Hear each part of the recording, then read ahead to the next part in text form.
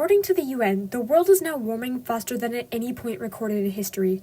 Because of the warming planet, our climate has been changing dramatically, which has caused worsened storms to take place. Harsher weather patterns has led to much destruction of both wildlife and human homes. You might be wondering how you're affecting the climate. If you aren't, then now would be the best time to start, because we need quiet leaders who will lead by good example, working to store the earth now more than ever. I'm Audrey, a young teen who is looking to help make good change in the world. Today I'll be sharing information about climate change and how each and every one of us has a carbon footprint that we can all work to reduce.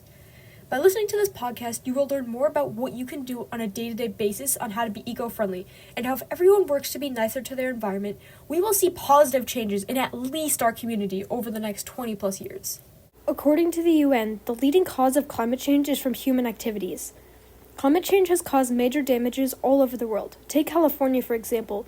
Wildfires blazing across the land, destroying both human settlements and the beautiful forests. These such fires are caused by warmer temperatures that then cause precipitation levels to drop. Less rainfall causes drought, which then creates a perfect environment for fires to start.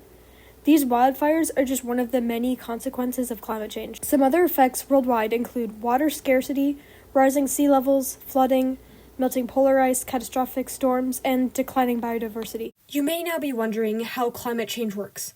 Because first, in order to make change, you must understand the problem. To start, simply think global warming causes climate change. Whenever a substantial amount of CO2 is emitted into the atmosphere, for example, either cutting down trees or burning fossil fuels, the planet becomes blanketed in a great imbalance of CO2 particles. The blanket of CO2 over the Earth traps the sun's heat and raises temperatures, which leads to climate change. Nobody wants to live in a world where our climate has gone through irreversible changes, right?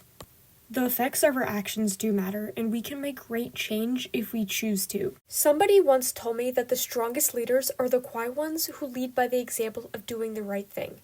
My dad, otherwise known as today's guest, is a good example of a quiet leader. We will now be discussing the biggest question of this podcast. How are we as individuals supposed to help fight global warming? Start with reducing your carbon footprint. How do we do this? Well, my dad will help explain this after a brief introduction.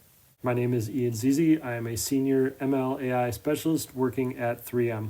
How are you involved in the community? I do a lot of different volunteer activities. Specifically relating to this, I have been on the Sustainable Egan Advisory Commission since 2018, and I am currently the chair of that commission.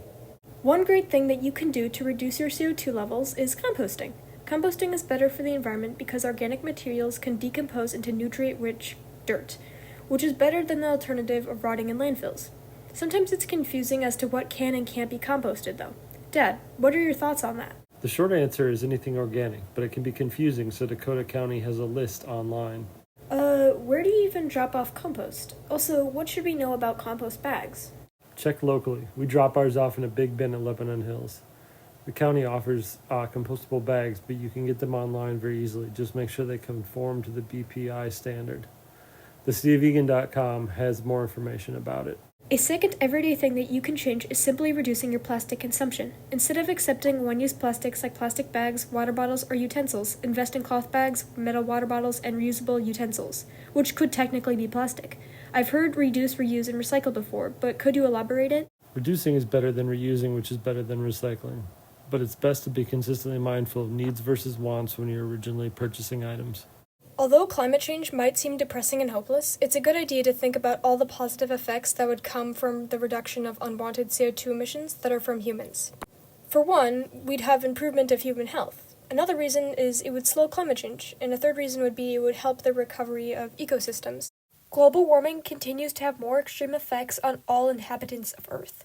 After listening to this podcast, you have now learned more about climate change and what you can do to reduce your carbon footprint.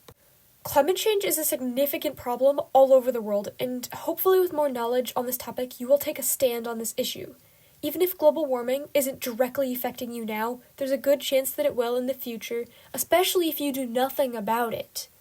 If everyone thinks that their help won't matter, good change is impossible to achieve. Worldwide weather disasters happen frequently. Because of this, many people and animals are displaced. It is then when leaders, quiet and loud alike, work together to help those in need. The key detail here is that restoration is only achieved in great numbers, so every single person counts.